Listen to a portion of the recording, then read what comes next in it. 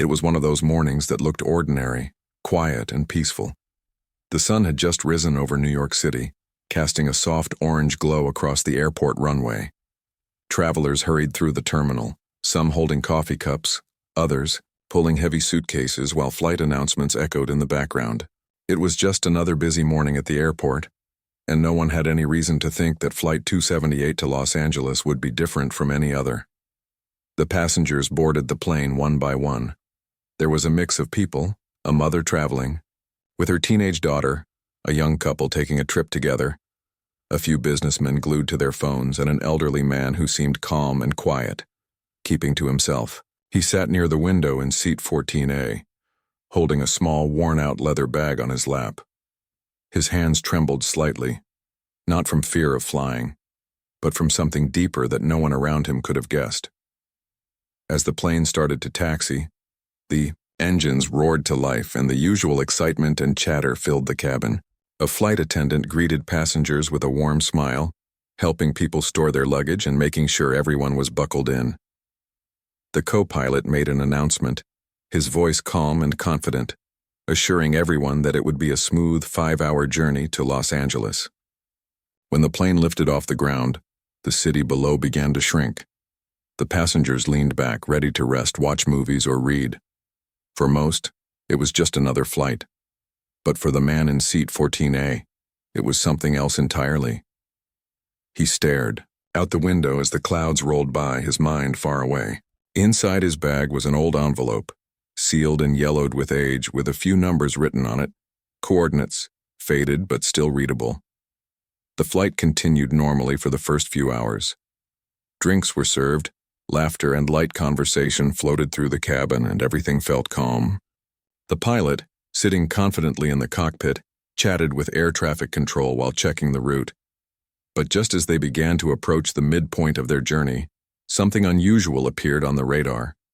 A storm system seemed to be forming ahead, fast and unpredicted. It wasn't on any earlier weather report, and visibility was dropping. The pilot frowned and exchanged a quick glance with his co-pilot. "We might have to adjust our course a bit," he said, keeping his voice steady. The co-pilot nodded and started communicating with the control tower, asking for rerouting instructions. Minutes later, the captain's calm voice came through the intercom. "Ladies and gentlemen, this is your captain speaking.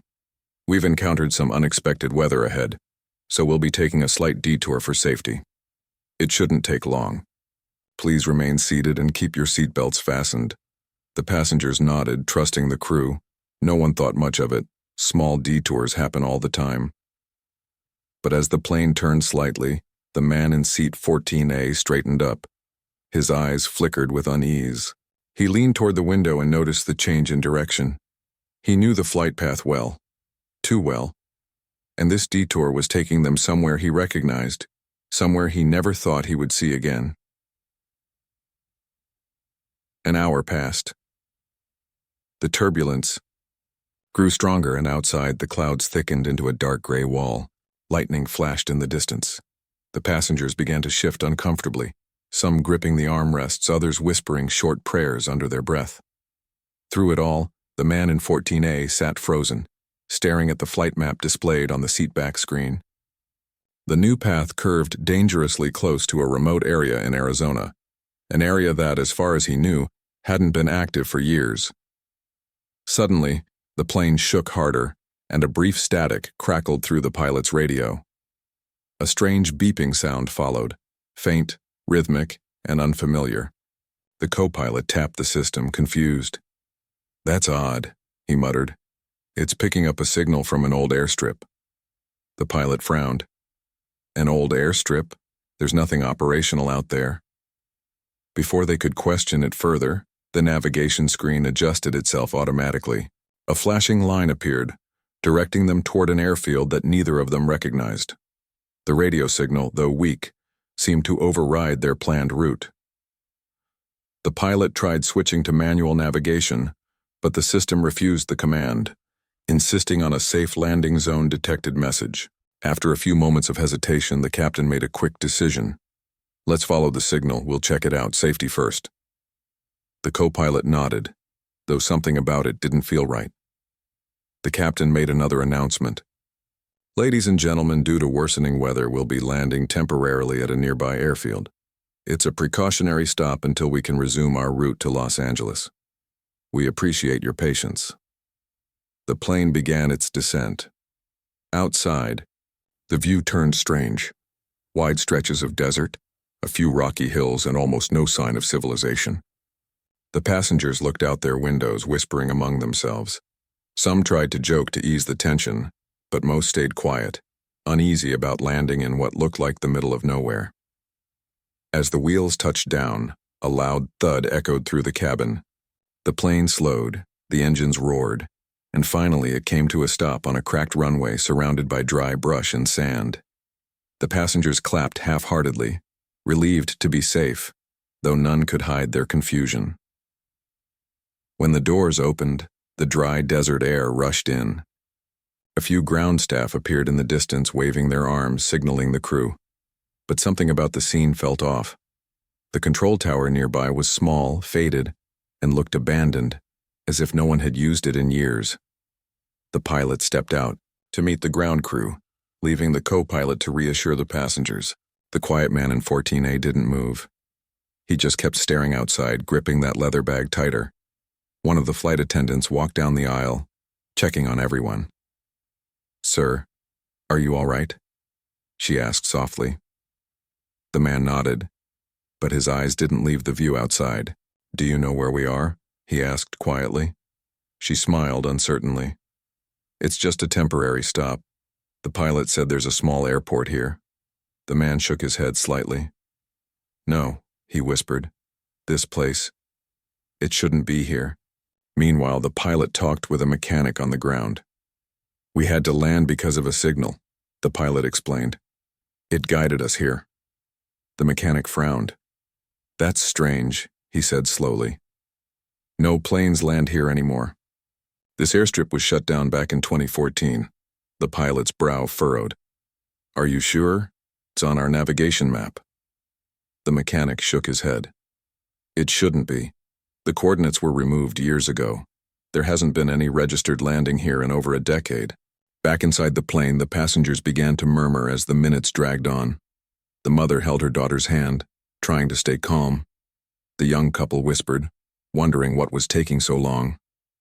The quiet man in 14A finally stood up. He walked slowly toward the small window near the back door, peering out. He could see something in the distance, something metallic half buried in sand, glinting under the afternoon sun. His face went pale. He knew what it was. The ground staff worked around the plane, pretending everything was normal, but even they seemed unsettled. One of them looked up at the captain and said, "You sure this flight got permission to land here?" The pilot nodded but looked uneasy himself. "It was automatic," he admitted. "Our system locked onto a local signal and rerouted us. I assumed it came from you." The man shook his head. "We didn't send anything." The co-pilot joined them, holding his radio headset. "We're not getting a stable response from air traffic control either. The signal keeps dropping. But the strangest thing is, it's as if another transmitter is broadcasting from here." "From here?" the pilot asked. The co-pilot nodded. "Yes, from right here, or nearby." As the sun began to dip lower, the air grew cooler, and the desert shadows stretched long across the cracked ground. Some of the passengers were allowed to step out for fresh air. The man in 14A was one of them. He moved slowly, scanning the area as though every inch of the place brought back memories he didn't want to face. He walked a few steps away from the others, ignoring the murmurs and the wind-blowing dust around his shoes. His eyes followed a faint trail of debris, bits of metal, small parts, faded numbers on a piece of steel. He stopped. The faint number 47 was still visible, etched into the side of a weathered panel sticking out of the sand. He swallowed hard. That number was part of a tailcode, one he had seen before 11 years ago. A flight attendant called out for him to stay near the plane, but he barely heard her. His heart pounded in his chest. He knew this couldn't be a coincidence. The coordinates on that old envelope inside his bag pointed exactly here.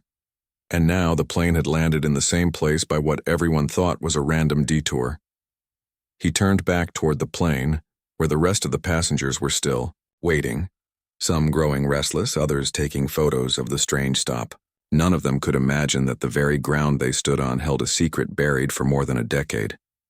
As the wind picked up, a low hum came from somewhere near the edge of the airstrip, a faint rhythmic sound like the one that had appeared on the plane's radio earlier. The man in 14A froze. He recognized it instantly. He looked toward the horizon, where the last rays of sunlight touched something metallic sticking out of the sand. He whispered to himself, "It's still here." And as the sky darkened, it became clear that this detour wasn't an accident at all. Something, or someone, had led them here to this forgotten airst. The wind howled across the open runway as the sun dipped lower, turning the desert sky into shades of red and gold. The passengers waited impatiently inside the plane, restless after hours of delay. Some leaned against the windows, hoping to see signs of activity outside, while others scrolled endlessly on their phones, though most had already lost signal long ago. The air felt heavy, thick with unease that no one could explain. The captain returned from his talk with the ground crew. His face was calm, but his eyes carried confusion.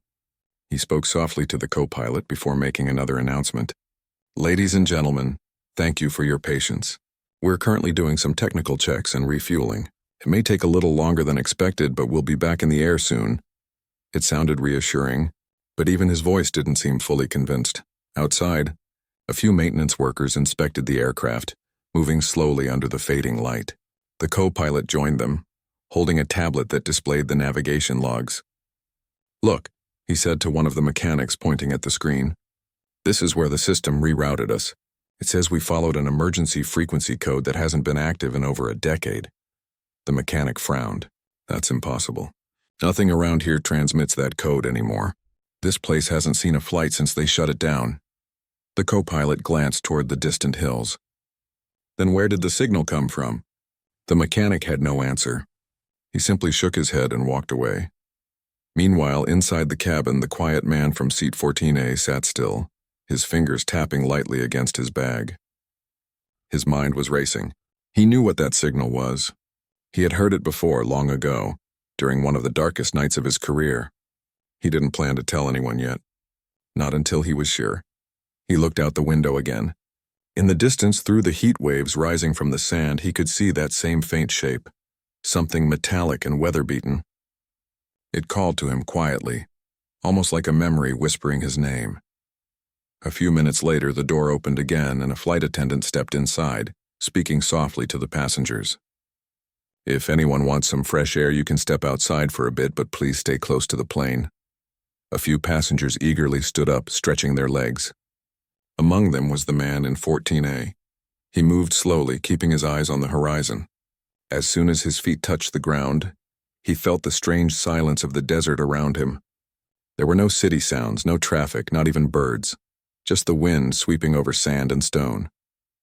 He walked a few steps away, ignoring the soft warning from the crew to stay nearby. The dry air stung his face as he squinted toward that same metallic object in the distance. It looked like part of an old fuselage, but it was too far to tell for sure. Then he heard footsteps behind him. It was one of the flight attendants, a woman who had been kind to everyone throughout the trip. "Sir, please don't go too far," she said gently. He turned to her and nodded. "I just need to check something," he said. "Is everything okay?" she asked. He hesitated. "I'm not sure yet." There was something in his tone that made her pause. "You've been quiet the whole flight," she said, trying to sound light.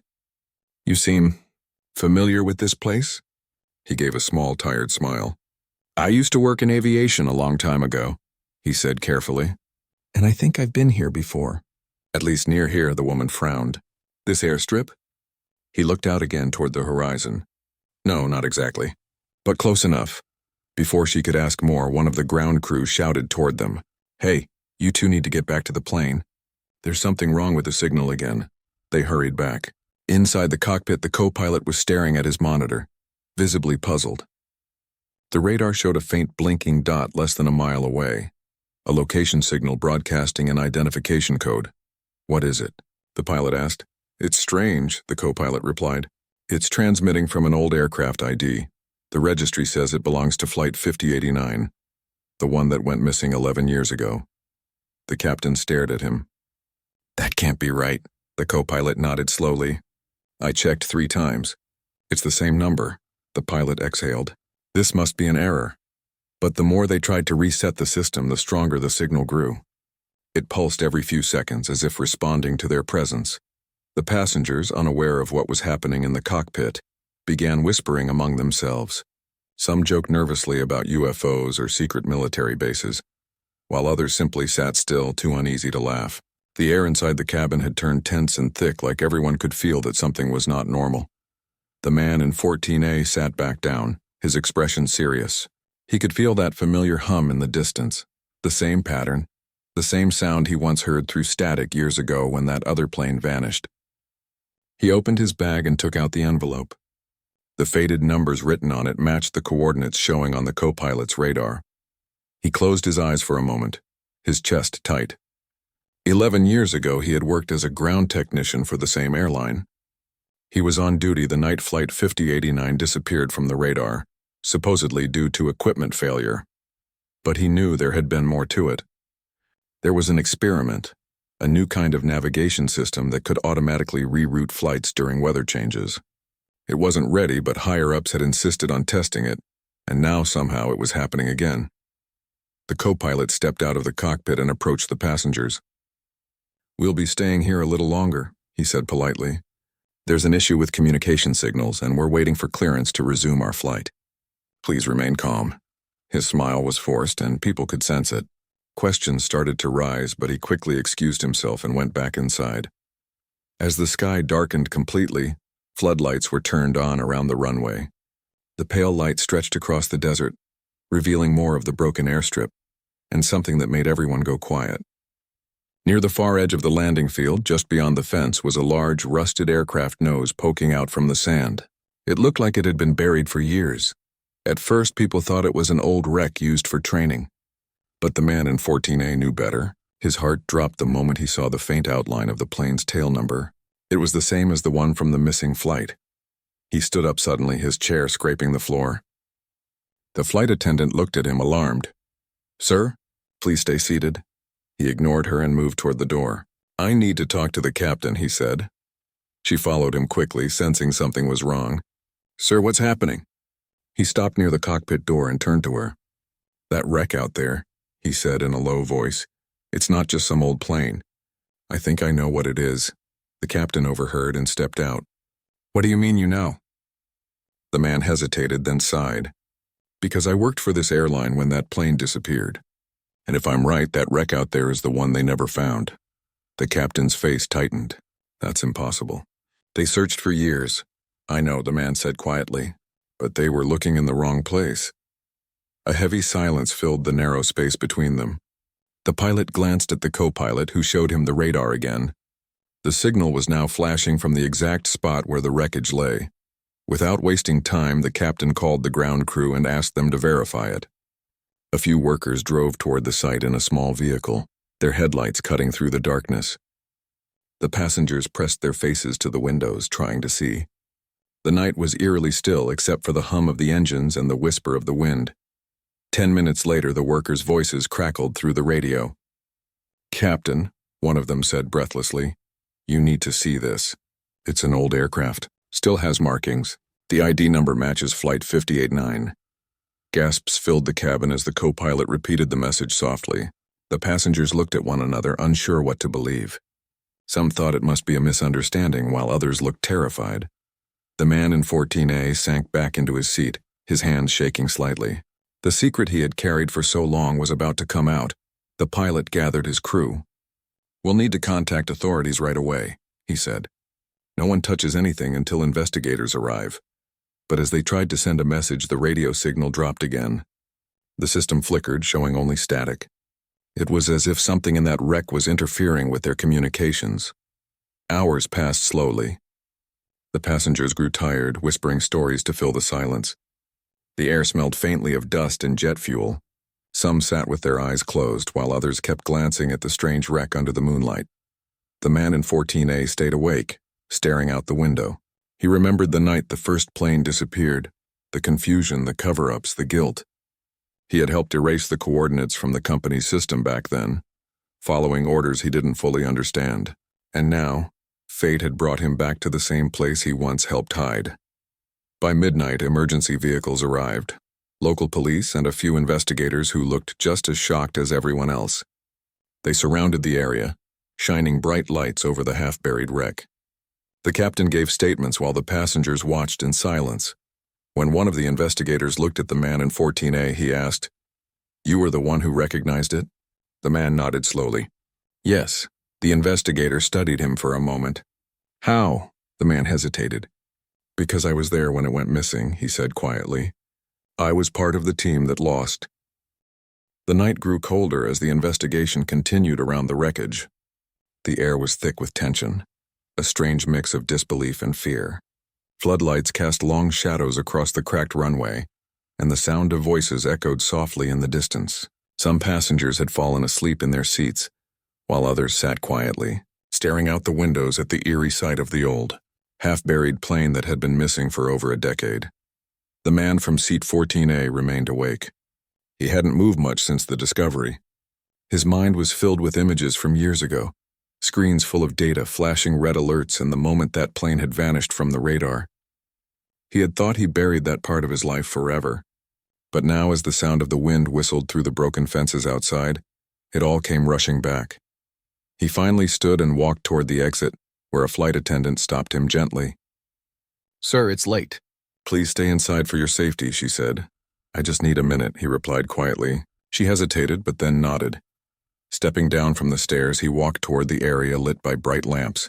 A group of investigators were examining the wreckage. The metal surface was faded and rusted, the paint peeling off in flakes, but the letters on the tail, though barely visible, still told the truth. It was indeed Flight 5089. One of the investigators turned and noticed him. "You're the one who recognized it, right?" he asked. The man nodded. "Yes, I used to work for the company that operated this plane." The investigator gestured toward the wreck. "Do you have any idea how it ended up here?" The man's face tightened. He looked at the ground for a moment before replying. "Back then there was a new project, a navigation system that could automatically adjust flight paths during storms. It was supposed to make flying safer, but it wasn't ready. Some of us said it should be tested more before being used on passengers." The investigator listened carefully. "And they didn't listen?" The man shook his head. "No, the higher-ups wanted results. That flight was one of the first to have the system installed. And when it disappeared, they blamed it on weather. They shut everything down quietly, deleted records, and told us to move on." The investigator frowned. "So you knew it was here all along?" "No," the man said. "They said it went down in the ocean. I believed it for a while. But a year after I left, I got an anonymous letter with these coordinates." He reached into his pocket and handed over the old envelope. "I didn't understand what it meant back then. I thought someone was trying to mess with me. But when our flight today was rerouted to this exact spot, I knew it wasn't random." The investigator opened the envelope, studying the faded numbers. His face grew serious. "Who sent this to you?" "I don't know," the man said quietly. "There was no name, just the message. When it returns, you'll understand." Before they could continue, one of the ground workers shouted from near the wreck, "Sir, you need to see this." The investigator and the man rushed over. The worker pointed at the cockpit door of the old plane, which was half open. Inside, through the broken glass, they could see a small metal box still attached to the wall. The cockpit voice recorder. The very thing investigators had failed to find 11 years ago. The investigator exhaled slowly. "It's still intact." They carefully removed it, brushing away sand and dust. It was worn but surprisingly preserved. "We'll need to send this to the nearest lab," the investigator said. "If it still works, we might finally hear what happened." As they carried the box toward their van, the man in 14A followed silently, his eyes never leaving it. That small device held answers, and possibly the proof of everything he had tried to forget. By dawn, news had started to spread. Reporters and camera crews began arriving, though they were kept behind fences. The passengers of Flight 278 were asked to stay at a nearby building, while authorities continued the investigation. The atmosphere was strange. Half of them wanted to leave, the other half were too curious to go. The man sat alone in a corner, drinking coffee that had gone cold. The flight attendant who had spoken to him earlier sat down beside him. "You look like you haven't slept," she said softly. He gave a tired smile. "I haven't. It's hard to rest when the past suddenly lands in front of you." She hesitated before asking, "That other plane? Did you know anyone on it?" He paused, staring at the cup in his hands. "Yes," he said finally. "One of my closest friends. He was an engineer like me. He was the one testing the system from on board. I tried to warn him that night, but he said it would be fine." He swallowed hard. He never came back. The woman looked at him with sympathy. "I'm sorry," she said quietly. He nodded, forcing a small smile. "You know, when the plane disappeared, the company called it a tragedy. They held press conferences, promised investigations, but behind closed doors, they told us to destroy every file connected to the experiment. I didn't do it. I kept a copy, but I couldn't bring myself to open it. Until now." He took out a small flash drive from his pocket. "Everything about that system is on here. The codes, the test results, even the last transmissions." The attendant looked at him in surprise. "So you knew something was wrong all along?" "I did," he said, his voice low. "But I didn't have the courage to speak up back then. I thought the truth wouldn't matter anymore. But maybe it still does." A few hours later, the investigator returned with an update. "We managed to clean up part of the recording from the old cockpit voice recorder," he announced. Everyone in the room turned their attention toward him. He pressed play. The faint crackle of static filled the room, followed by the sound of pilots talking. "Storm's closing in fast," one voice said. "Radar's glitching," another replied. "System's trying to reroute automatically.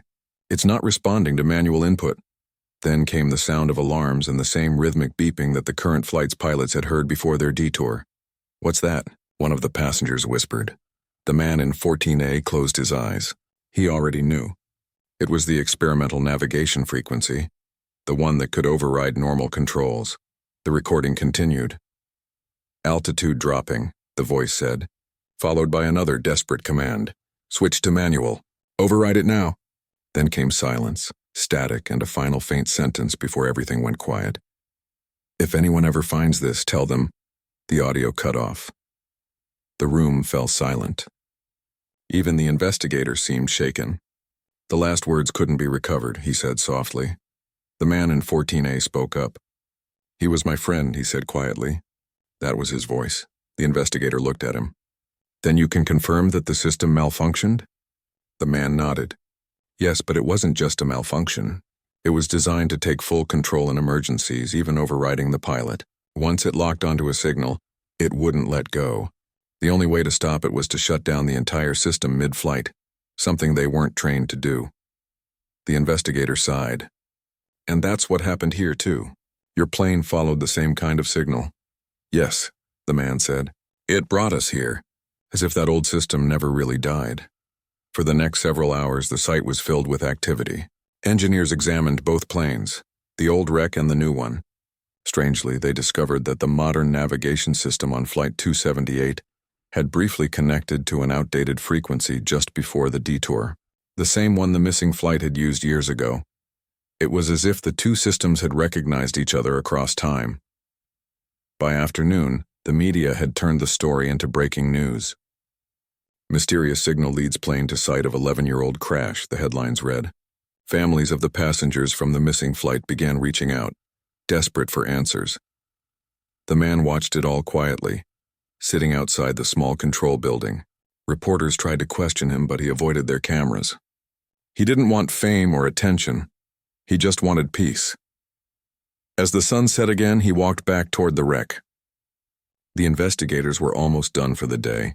One of them nodded politely as he passed. He stopped near the broken nose of the old aircraft, brushing sand from a metal plate near the door. The faint letters of the airline's name still showed through. He placed his hand on the cool surface and whispered, "I'm sorry." He stood there for a long time, lost in thought. The wind was calmer now, and the world around him seemed quiet, as if listening. He thought about how strange it was, that after all these years, it wasn't an investigation or a search team or even luck that brought this truth back. It was an accident. a simple detour caused by the same technology that had once doomed another flight. As he turned to leave, the investigator called out to him. "We're sending the full recorder for deeper analysis. We might get more audio by tomorrow. If we do, we'll need your help identifying the voices." He nodded. "Of course." Also, the investigator added, "There's something else. We found a personal item inside the cockpit, an old wristwatch engraved with the initials TL. Does that mean anything to you?" The man froze. He knew those initials. "Yes," he said quietly. "That was my friend." The investigator placed a comforting hand on his shoulder. "We'll return it to you once it's cleared." The man nodded again, his eyes glassy. "Thank you." As night fell, the passengers were moved to a nearby lodge until further notice. No one complained anymore. They all felt they had been part of something far bigger than themselves. The strange detour had become a story they would never forget. The man sat near the window of his small room, watching the moon. The morning came slowly, with a pale light spreading across the quiet airfield. Dew covered the broken wings of the old plane, and the air smelled of metal and dust. The investigators were already setting up new equipment, preparing to extract more data from the black box they had recovered the night before. The man from seat 14A watched from a distance. He hadn't slept again. His eyes looked tired, but his mind was alert. He could feel that something about this place was still not right. It wasn't just a crash site. It felt alive, as if the past hadn't completely died here. He took a slow breath and walked toward the investigator who had spoken with him the night before. The man was standing near a tent surrounded by monitors and cables. "Any updates?" the man asked quietly. The investigator nodded. "Yes, we managed to repair more of the voice recording. There's a final segment that wasn't there before." The man's heart started to race. "Can I hear it?" "Of course," the investigator said, leading him inside. The tent was dimly lit, with a laptop on the table and headphones connected. The investigator pressed play. There was static at first, then the same voices they had heard before. The panic, the alarms, the confusion. But this time, after the static, another voice came through. It was faint but clear enough to understand. "If anyone finds this, tell them it wasn't an accident," the voice said. "We were told to test it. We trusted them." But the signal, and it came from the ground, not the storm. Someone was controlling it. Then silence again. The man's hands trembled. "That voice." "That was him," he whispered. "My friend." The investigator leaned closer. "What did he mean, and the signal came from the ground?" The man exhaled shakily. "It means the system wasn't reacting to the weather. It was following a command. Someone on the ground sent that signal." The investigator frowned. "You think it was deliberate?" "I think," the man said slowly, "someone wanted that plane to disappear."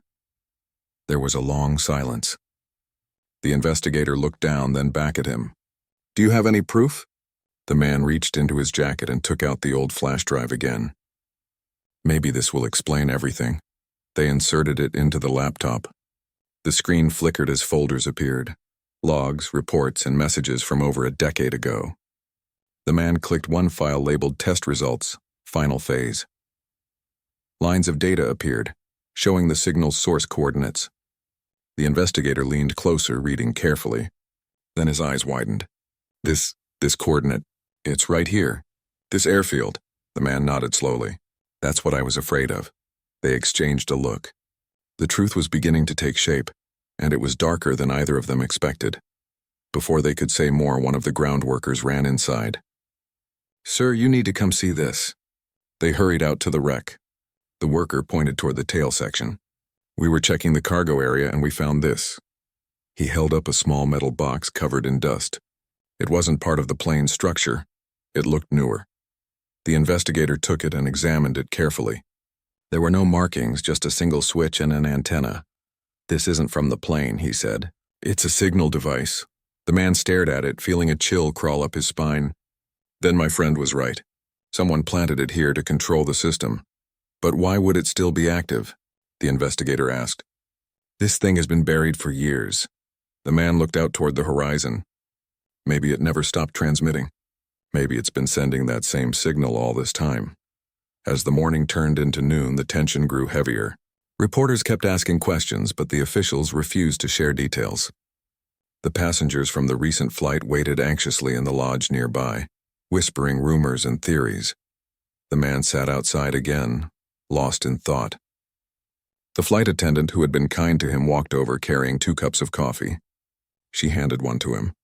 "You look like you're about to solve a mystery from a movie," she said softly. He gave a faint smile.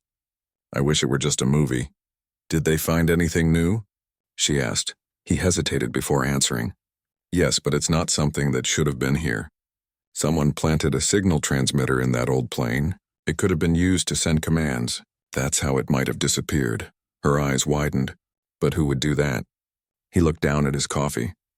People who had something to hide, or something to gain. She was quiet for a moment, then said, "You know, when our flight got diverted, I thought it was just a weather issue. But when we landed here, it felt like something wanted us to see this." He looked at her curiously. "You felt that too?" "Yes," she said. "Like it wasn't a mistake." He nodded slowly. "Maybe it wasn't."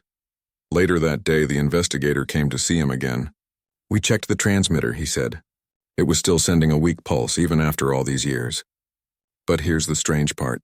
It was active when your flight approached this area. That's why your plane's system picked it up and rerouted automatically." The man frowned. "So it pulled us here on purpose?" "That's what it looks like," the investigator said. "But we don't know who activated it. Someone had to turn it back on recently. The battery would have died years ago." The man's mind raced. "Unless it wasn't using a battery." "What do you mean?" "Back then, that system could connect to nearby power sources through electromagnetic fields. If your equipment got close enough, it could draw energy and reawaken the signal. Our plane might have powered it the moment we flew over."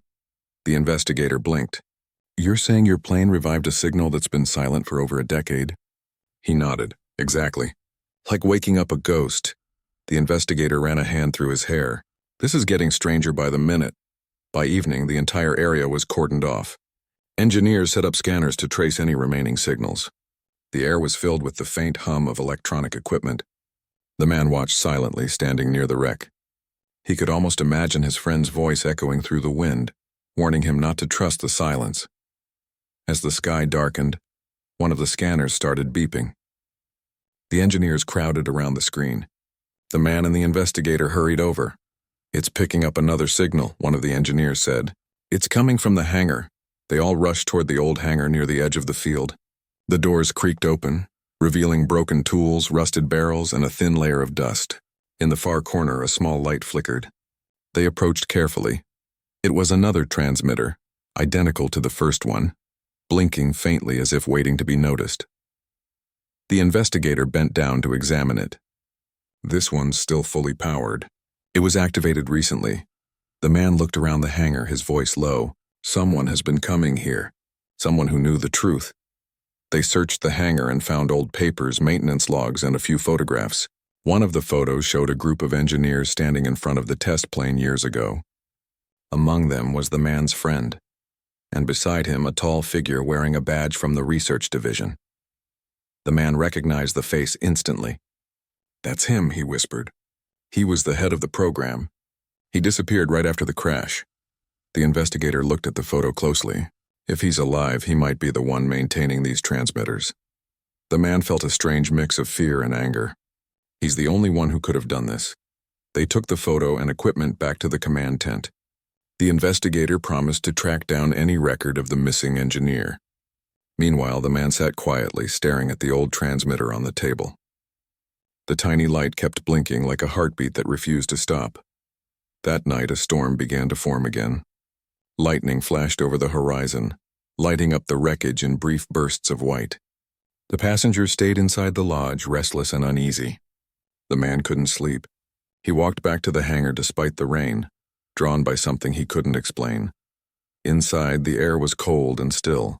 He stood there, staring at the empty space where the second transmitter had been. He could feel a strange energy in the air, like static before thunder. Then, faintly, he heard something. A soft clicking sound repeating every few seconds. He followed it to the corner where an old communication panel sat half buried under dust. The light on it blinked once, then twice, as if responding to him. He leaned closer. The screen flickered weakly, showing only one line of text. "You finally came back." His breath caught. He stepped back, his pulse racing. The words faded, replaced by another message. It was never about the crash. It was about control. The screen went dark again.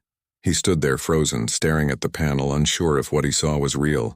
The wind howled outside, rattling the hangar doors. When he finally stepped out into the rain, he knew one thing for certain. The mystery wasn't over. Someone had been waiting for him to return, and now, whoever was behind it all knew he was here. He looked back at the dark outline of the hangar, the storm flashing behind it like a warning. Somewhere in that silence, the past was whispering again, and this time it was louder than ever. The rain fell through the night and didn't stop until early morning. The airstrip looked washed clean, though the truth buried beneath it was anything but. The man from seat 14A stood near the hangar, his jacket damp, eyes fixed on the rising sun that broke through the clouds. He hadn't told anyone about the message that had appeared on the screen last night.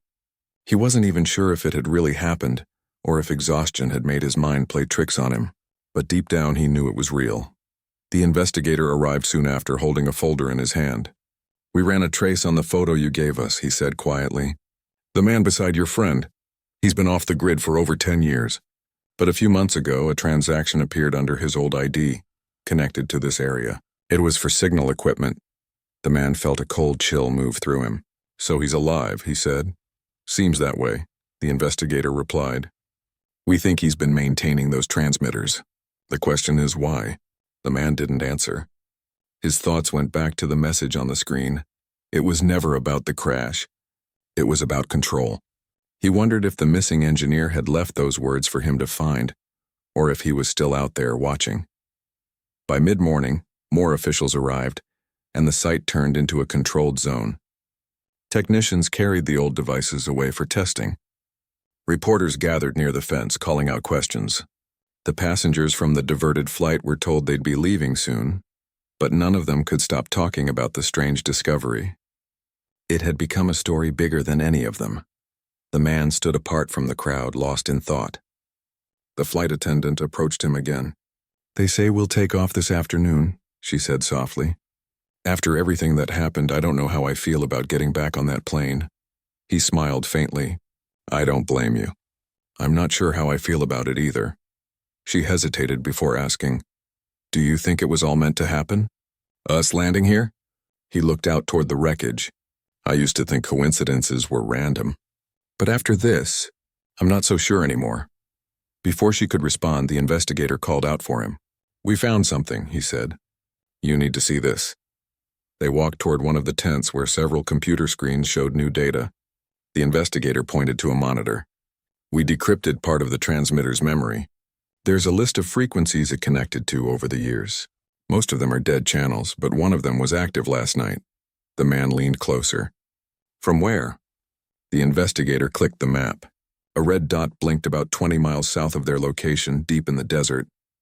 "That's where the signal came from," the investigator said. "Whoever's behind this might still be there." The man didn't even hesitate. "Then I'm going with you." They gathered a small team and set out in 2 vehicles, driving along a rough dirt road under the hot sun. The land stretched endlessly around them, empty, silent, untouched. After an hour, they reached what looked like an abandoned weather station. The buildings were small, with rusted antennas and broken satellite dishes. "This place has been empty for years," one of the officers said. "Maybe not," the man replied, pointing at the ground. There were fresh tire tracks leading behind one of the sheds. They followed the tracks to a hidden entrance beneath the sand, a trap door leading underground. The investigator motioned for caution, and they descended slowly with flashlights.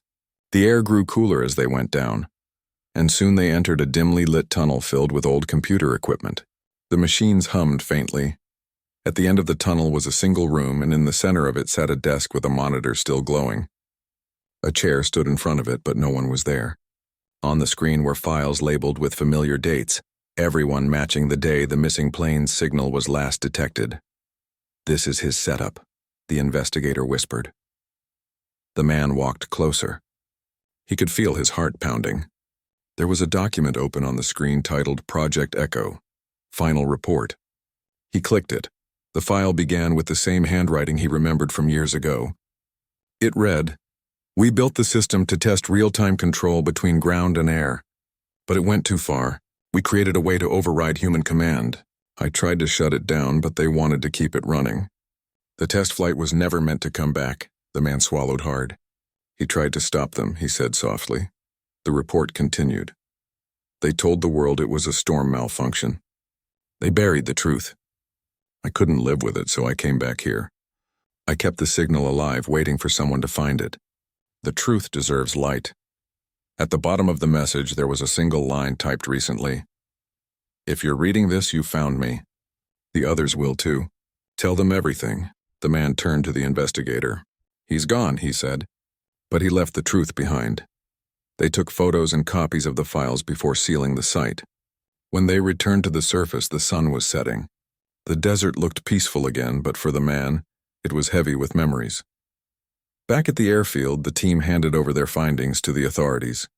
The news spread quickly. Stories about a forgotten experiment, a lost flight, and the strange detour that exposed it all. Within days, it was everywhere. The airline held a press conference confirming that the recovered evidence matched internal documents that had been hidden years ago. The public demanded answers, and several former officials were questioned. But for the man from seat 14A, it wasn't about headlines anymore. It was about peace. A week later, he stood at the airstrip one last time. The wreck of the old plane had been carefully lifted out and moved to a preservation site. The ground was quiet again, and the signal that had haunted him for years was finally gone. The flight attendant found him there, standing by the empty field. They're ready to fly us back, she said gently. He nodded. It feels strange, doesn't it? Leaving this place after everything. She smiled faintly. Maybe it's good strange. Like closing a door that needed closing. They walked together toward the new plane waiting on the runway. As he climbed the steps, he glanced back at the horizon one last time. The wind carried the scent of dust and rain. It no longer felt haunting. It felt like release. When he sat down in his seat, he noticed something in his pocket. It was a folded piece of paper he hadn't seen before. He opened it. In faded ink, the same handwriting from the old report stared back at him. Thank you for coming back. The truth matters now. He froze, looking around the cabin. Everyone else was busy finding their seats. The investigator caught his eye from across the aisle and nodded quietly as if to say, It's over. But the man wasn't sure it really was. As the engines started, he leaned back and closed his eyes. For the first time in years, he felt the weight on his chest lift slightly. The ghosts of the past had been heard. The story that had stayed hidden under sand and silence was now part of the world again. When the plane lifted off the ground, he watched the airstrip shrink below. The place that had once been a secret was now just a mark in the desert, a reminder that even the deepest lies eventually find their way to the surface. The sun dipped lower, painting the clouds gold. The man smiled faintly, thinking about his friend, about the voice that had survived through the years, waiting for someone to listen. The flight attendant passed by and asked, Are you okay? He nodded. Yeah, I think I finally am. As the plane climbed higher, the passengers began to relax. The tension that had followed them since that strange landing started to fade. Conversations grew lighter, laughter returned, and for the first time the man allowed himself to breathe freely. He looked out the window one more time. The desert stretched endlessly below, calm and still. Somewhere under that sand, a story had slept for 11 years, and fate had chosen this moment, this flight, to wake it up. He whispered softly to himself. Sometimes the past doesn't stay buried. It waits for the right time to be found. The plane continued west, following the same path it was meant to take days ago. But this time, every person on board carried something more than luggage. They carried a story, one that would be told for years to come. And as the sky turned a deep orange, the man closed his eyes, finally ready to let go. The detour that changed everything had led him not just to the truth, but back to himself. The engines hummed steadily. The clouds drifted by and the world below moved on, lighter, freer, and no longer hiding what it once lost.